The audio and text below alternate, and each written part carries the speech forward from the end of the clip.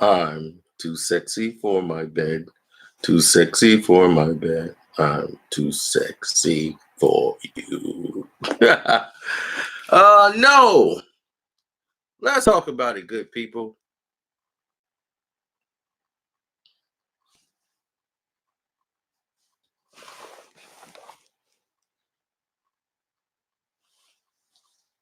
Let's talk about boxing.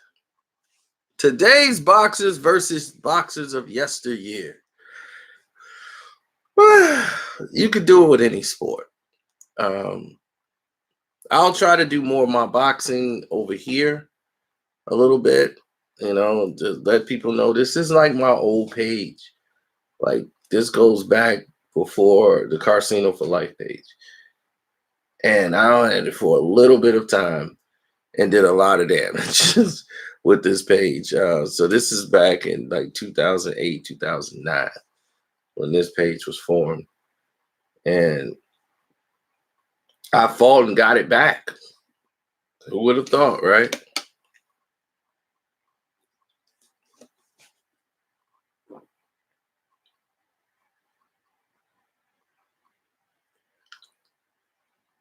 Anyway, today's fighters,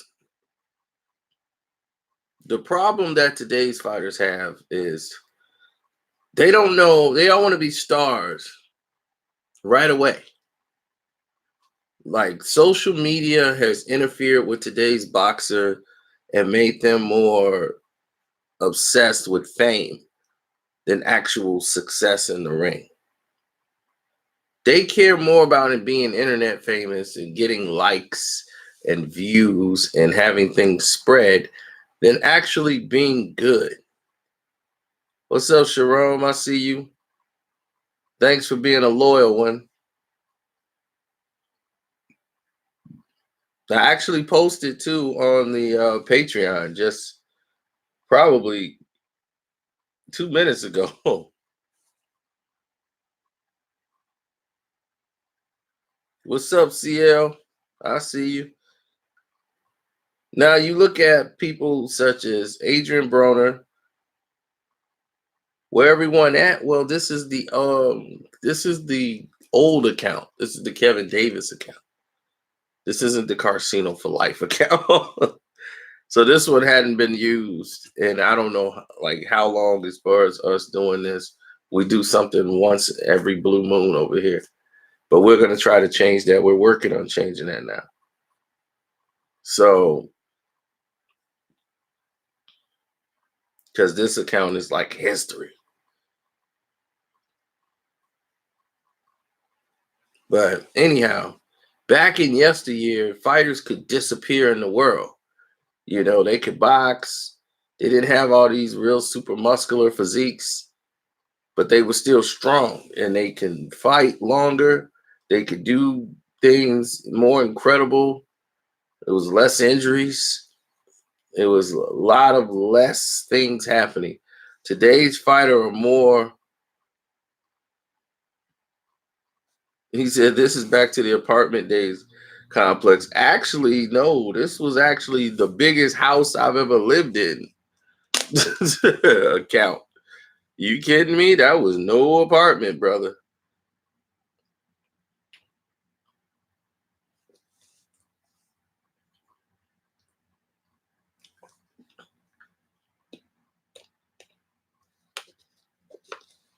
When I had this account, I was living in the biggest house I've ever lived in. It's incredible.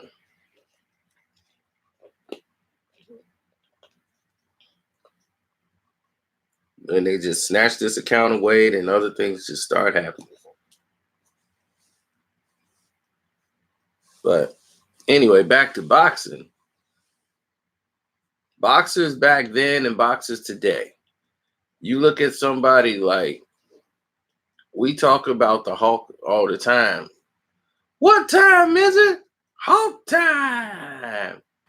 And all the success he had against Alexis Arguello that really put him over the map. And then the rematch where he dominates him and the big controversy in that fight. And Aaron Pryor was looked at as one of the greatest fighters of all time. Yet, and rest in peace to Bumpus, he recently passed away. All these fighters who were great that we used to see. Hey, thank you sincerely. You on my old account. Back in those days, they were always serious about their craft, but they were being paid out of a doggone cigar box when it came to money. While Sugar Ray Leonard was getting $1 million deals, Aaron Pryor was fighting for like $3,000, $4,000, $5,000. While Sugar Ray Leonard has $1 million contract. That don't make sense.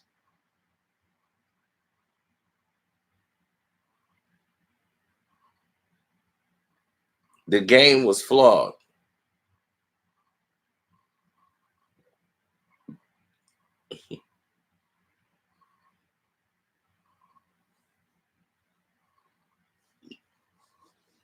So the pay structure had been flawed for a millennial.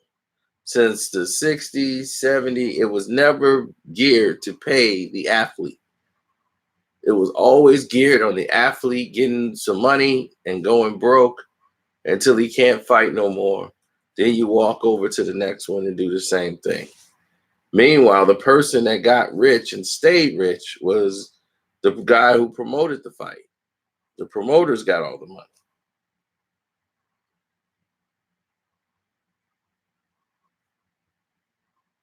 So the turn of the events from yesteryear, yes, there were some great fighters, but as far as the business aspects of it, it had to change. And now you're seeing more fighters getting more on the production, on the actual promoting side of the dollars. Their promotional companies are involved. They're actually putting out their own stable of fighters. You're seeing it done at a lower level than you've ever seen it on a big level. So for that had to change during time. What we've lost is the will to be a great fighter. We have not seen that will to be great. We've seen those guys that want to do things for the gram. They want to pose in front of the camera and be a star. We've seen a lot of that. We've seen people wake up 6 a.m, get the cameraman up to follow him for a run. We've seen people saying, yo, I'm finna go for a run. Go to the cameraman. Tell him I'm finna go for a run so they can check me out. This has hindered the fighter's success.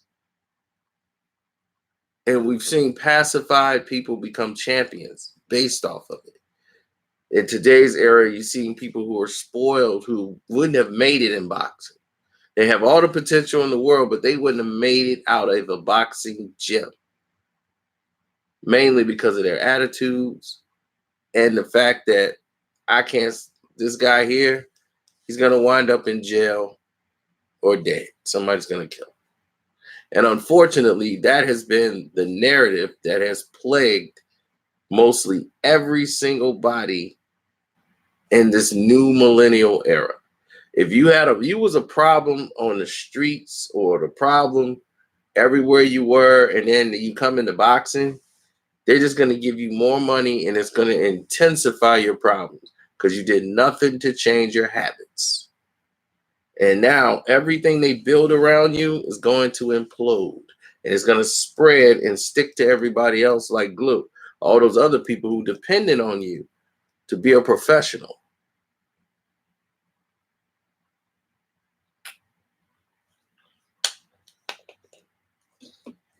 Mike Tyson was a great champion to a degree.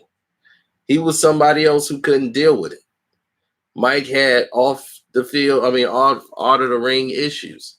And with money, it just magnified. He wasn't able to deal with life like that. But when he was coming up, he was unstoppable. He was a training force.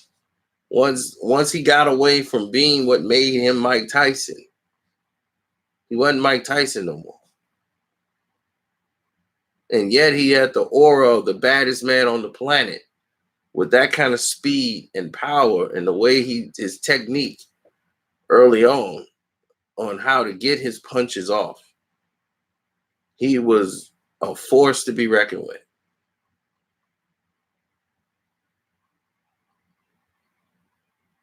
But he never had a chance to evolve, because right when he was getting near the cusp of where he needed to be and to get the respect to be in the champion of the greatest, his success was basically halted.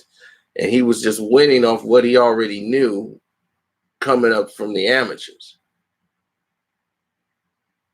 And it just was enough because he has so much power. He was just getting by, beating these guys, but he wasn't doing anything to enhance his skill.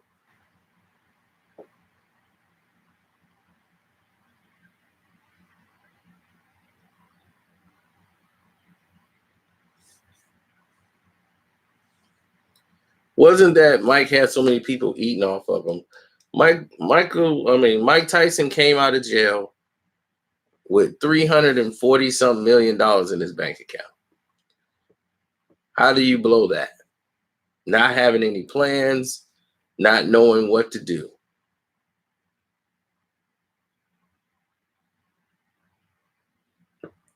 He remembered everything Cuss taught him. So when you remember what you was taught and you have done it over and over and over again, it becomes second nature.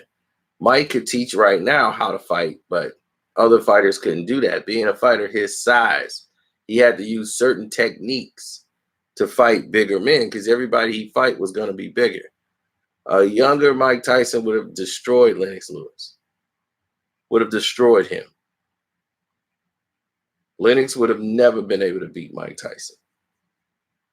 But the Tyson he fought, yeah, he was going to beat him. I bet on Mike Tyson, even though I knew Tyson couldn't win that fight. I bet on Mike. That's how much I was in Mike. Mike was like my guy.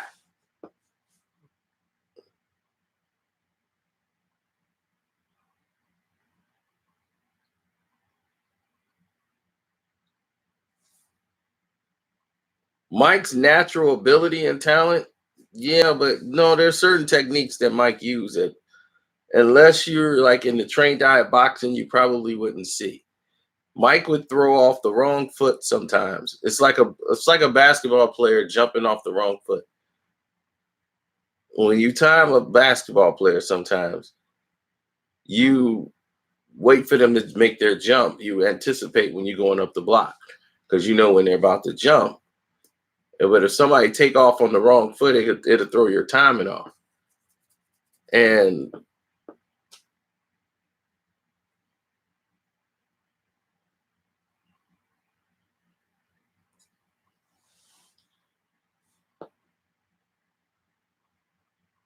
he's like, yeah, right, it's still natural talent.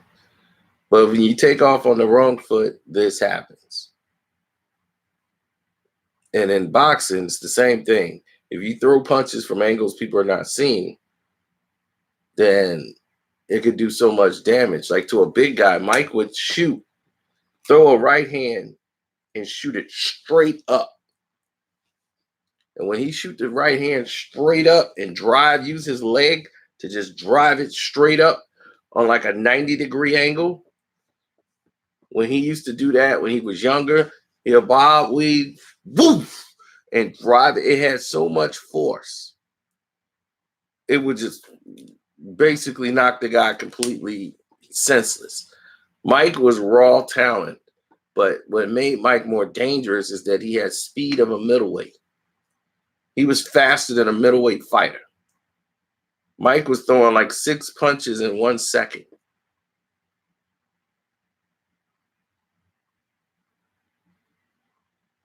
He threw punches from angles that people just didn't expect. And that's what made him special. But out of the ring, he wasn't ready for that. Mike tried to get into promotions and everything else, but what he did was bring in a lot of revenue.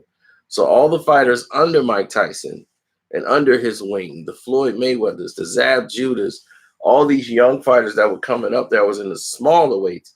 Mike Tyson had everybody under his belt, whether you was, no matter what weight class you in, and you grew up watching Mike Tyson fights. So when Mike was gone for all those years, the heavyweight division had Riddick Bowe, Big Daddy Bowe. Then Bowe lost, and once Riddick Bowe lost, and it just went downhill for Riddick. Riddick Bowe only lost one fight, but it felt like he lost 30 because he took so many hits to the head, it drove him insane.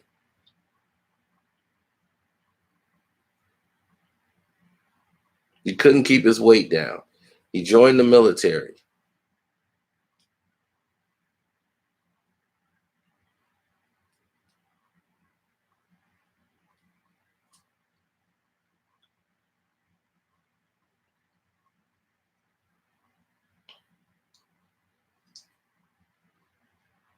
Yeah, he suffered brain damage. He kidnapped his wife, Judy, held her hostage. He was suffering from mental illness, and he couldn't even get a boxing license anymore. So he went to some run-of-the-mill town to get a boxing license to fight. And they were going to try to bring Riddick Bowe back, and he can't fight. They were going to kill that man in the ring. So Rock Newman is his manager. Rock made a bunch of money and got out of the game. Rock was like, look, I made so many millions of dollars. I'm out. And Rock didn't get in the game to stick around and be a known factor in the game. He had Riddick Bowe, and he knew Riddick was going to be champion. He made a bunch of money off of it, and we never got to see the fight we always wanted to see, Riddick Bowe versus Lennox Lewis. How that fight would have went if Riddick was still Riddick, I don't know. But Riddick Bowe's ferociousness was there. But life outside the ring, Riddick wasn't prepared for that, or to have everything. See, to me, it's easy to train. When you come from the ghetto, the projects, you got nothing, you're starving. What choice do you got? It's either you're going to hustle and work hard to eat, or you're not. It's when you got millions of dollars, when you don't have to get up tomorrow. You're like, I could just stay in bed all day and order anything I want. I have access to everything. I have millions and millions of dollars. When you can get yourself up at 6 in the morning, 5 in the morning to push yourself and work as if you don't have a dime. Those are where the champions are found. Those are where the discipline are. That's where the skill comes from. Now, I could tell you now, I could probably not work for about a month and would be pretty much okay.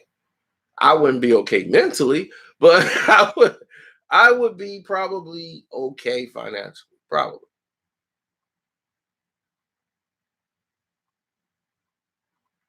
But it would hurt me in the long run because I would feel I'm always a month behind, and I would be.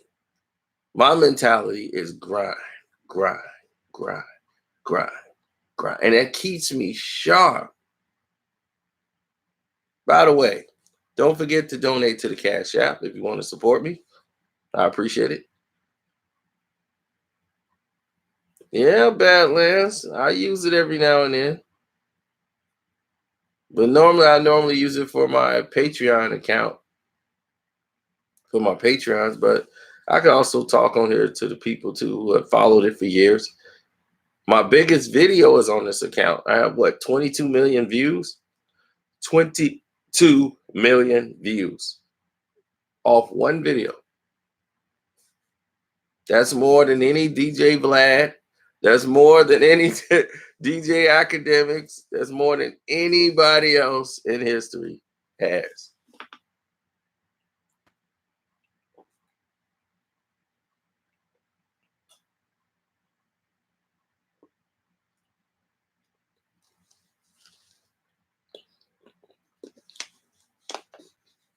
of all these guys. And you know that video still give me like hundreds of thousands of views. Like my video been in a movie. They made a movie with my video.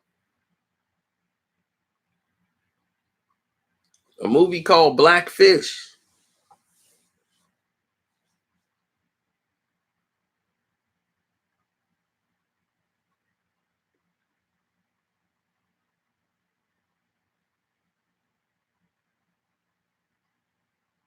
It's the video about the killer whale.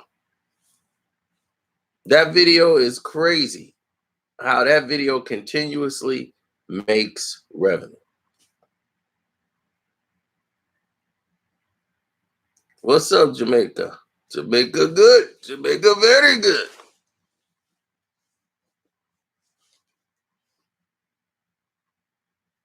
You said check my cash app. Oh yeah, I saw what you did. Thanks for that cash app you sent before. Sincerely, that was just a couple days ago. And yeah, it just came through now. Thanks for the cash app, bro. Both of them.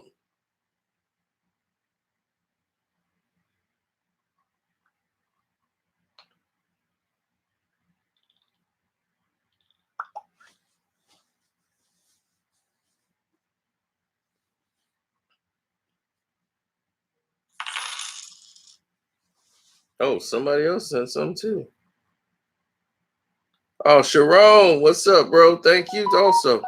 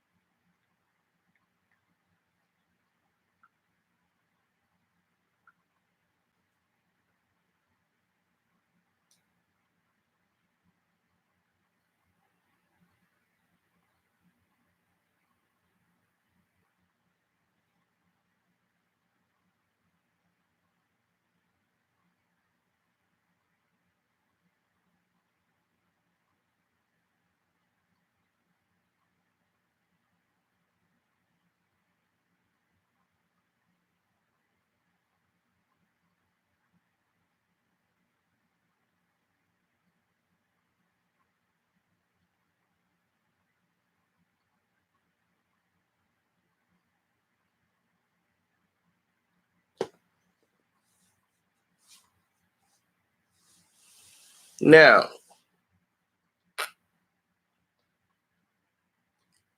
who's the greatest potential at middleweight? Now that Canelo's not there, if he chooses to fight at middleweight, it's gonna be Canelo. Outside of Canelo Alvarez, most of these fighters don't have the experience or basically the natural given talent. I used to say Demetrius Andrade or Demetrius Andre. That's he don't even say Andrade, he say Andre. So Demetrius Andre, I used to say him, but he's another person that got influenced by the money, the fame, and all of these different things, and bad decisions, bad management. It has ruined him, but he had the most potential. Like even over the Charlos, I would give him the advantage. Now the Charlos to me are overrated fighters. They fight like they got a bald fist and they just go right in. And we're never going to really have a true champion because these guys haven't fought anybody. Jamal Charlo refuses to fight anybody of note. He turned down a fight with Andre, offered big money to fight Canelo, turned that down. He turned down all of these fights, his management team, all around him, and nobody's calling him out. Why? No one's calling him out for turning down these fights. No one's telling his brother, why are you turning down these fights? You could have got $8 million plus to fight Canelo Alvarez. You would have walked away with making about $10 million Instead, you're fighting a fight where you're not even making $2 million, fighting some scrub. But yet, you would have been fighting the best fighter in the middleweight division. You would have beat him. You would have been world champion. But obvious, you don't believe in your talent enough.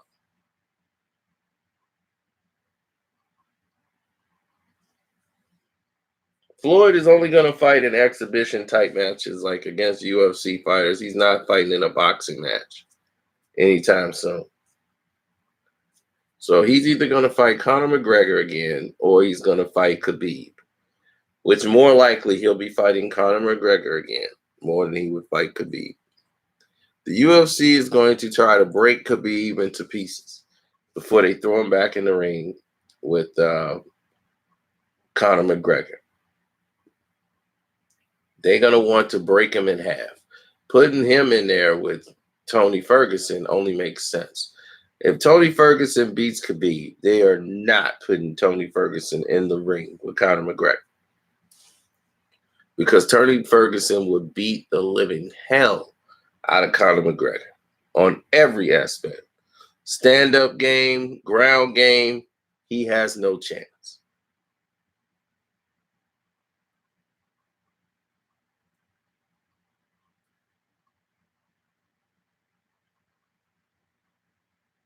Austin Tucker, there's 2 hood stories on there that are both exclusives on the Patreon.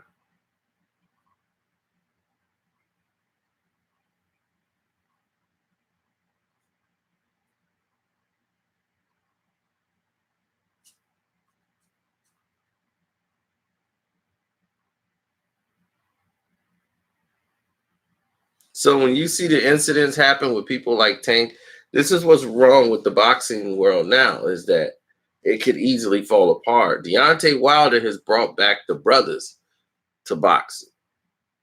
Brothers wasn't really watching heavyweight boxing.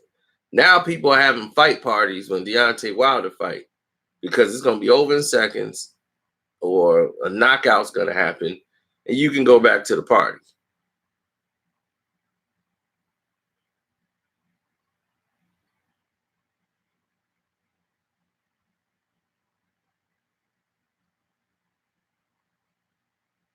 Yes, I will be doing a Fast and Furious trailer review because I got a lot to say.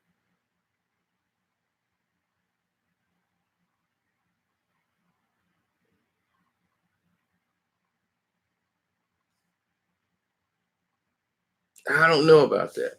It's funny because I've seen a lot of people who came up with me when I was doing the boxing a lot.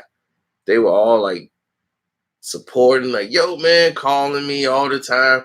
I've done everything they asked of me.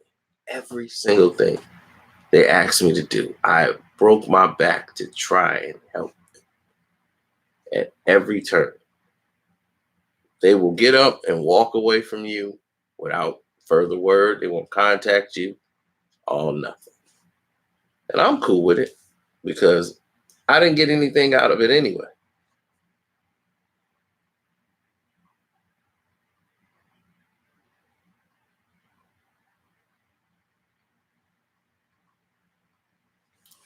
The UFC, they have a misdirectional plan. Al Heyman secretly owns the UFC. If you didn't know, Al Heyman runs all of that.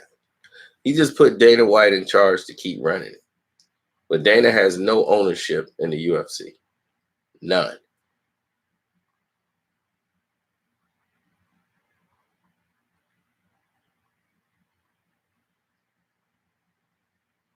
He's a man with a job now. So he makes money managing the fighters. Now, this is what was weird to me. He was managing Ronda Rousey. He was managing Conor McGregor, managing these guys. But he's the president of boxing. How are you going to be the president of boxing when you're supposed to be unbiased and you're managing the damn fighters? That's what's so screwed up about the UFC. It has always been screwed up with that whole format. How you going to manage somebody you're supposed to be doing a fair fight of? The hell out of here. Dana almost bankrupted the company. I keep telling people, they keep talking about, the UFC is worth so much more than boxing. UFC is a company. Boxing is a sport. There's a major difference. The pay structures tell you that.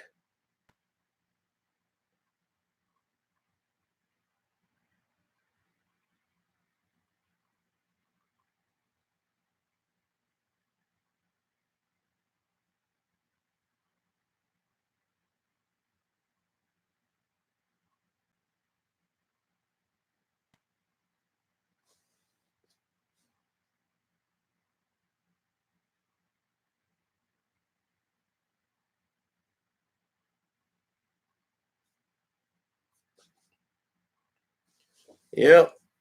So now I'm getting ready to go over to I got a video finna premiere over there really soon, so I'm gonna get out of here. Just wanted to talk to you guys for a minute. I got a video premiering on the Casino for Life account, and that's basically the